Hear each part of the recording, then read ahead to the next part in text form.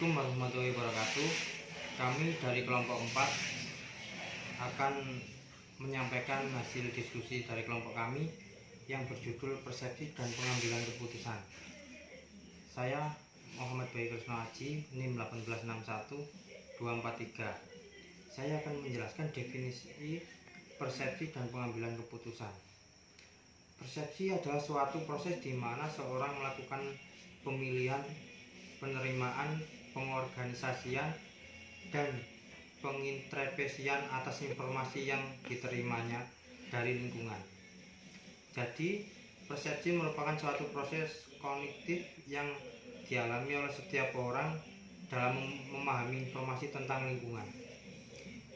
Pengambilan keputusan adalah proses-proses yang digunakan untuk memilih suatu tindakan sebagai cara pemecahan masalah. Faktor-faktor yang mempengaruhi persepsi. 1. Perilaku characteristics of the perceiver, yaitu perilaku persepsi adalah penafsiran seorang individu pada suatu objek yang dilihatnya akan sangat dipengaruhi oleh karakteristik kepribadian sendiri, diantaranya sikap, motif, kepentingan atau minat, pengalaman masa lalu, dan pengharapan. 2. Target karakteristik of the perceived, yaitu target adalah gerakan, bunyi, ukuran, dan atribut-atribut lain dari target akan membentuk cara kita memandangnya. Misalnya, salah satu gambar dapat dilihat dari berbagai sudut pandang oleh orang yang berbeda. 3. Situasi konteks, yaitu situasi yang berpengaruh bagi persepsi kita. Misalnya saja seorang wanita yang berparas lumayan mungkin tidak akan terlihat oleh laki-laki bila ia berada di mal. Namun jika ia berada di pasar, kemungkinannya sangat besar bahwa para lelaki akan memandangnya. Membuat penilaian mengenai orang lain. Yaitu persepsi selektif, menginterpretasikan secara selektif apa yang dilihat seseorang berdasarkan minat, latar belakang, pengalaman, dan sikap seseorang. 2. Pembentukan stereotip, menilai seseorang berdasarkan persepsi tentang kelompok di mana ia tergabung. 3.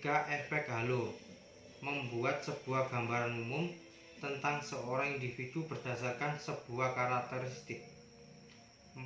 Efek-efek kontras, yaitu evaluasi tentang karakteristik seseorang yang mempengaruhi oleh perbandingan dengan orang lain yang baru ditemui, yang mendapat nilai lebih tinggi atau lebih rendah untuk karakteristik yang sama.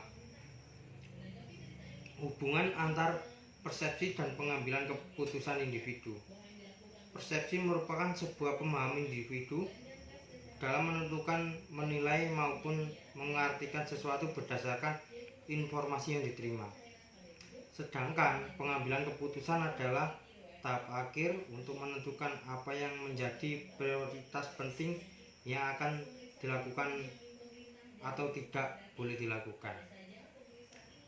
Menentukan tujuan studi atau semakin baik persepsi diri seseorang, yaitu secara otomatis akan berpengaruh terhadap baik atau buruknya pengalaman keputusan. Selanjutnya akan dijelaskan oleh saudara Ajeng. Nama saya Ajeng Yustianoko Putri, NIM 1861247. Saya dari kelompok 4 akan menjelaskan lanjutan dari Bayi Krisno, yaitu pengambilan keputusan dalam organisasi. Adalah jenis keputusan dalam sebuah organisasi dapat digolongkan berdasarkan banyaknya waktu yang diperlukan untuk mengambil keputusan tersebut. Bagian mana organisasi harus melibatkan dalam mengambil keputusan, dan pada bagian organisasi mana keputusan tersebut diputuskan. Ada 2 jenis keputusan dalam organisasi. Yang pertama ada keputusan rutin, adalah keputusan yang sifatnya rutin dan berulang-ulang yang kedua ada keputusan tidak rutin, adalah keputusan yang diambil pada saat-saat khusus dan tidak bersifat rutin. Materi selanjutnya adalah bias dan kesalahan umum dalam pengambilan keputusan.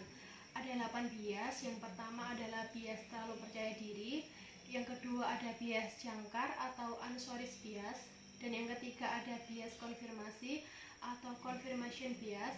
Yang keempat ada bias ketersediaan atau availability bias, dan yang kelima ada eskalasi komitmen.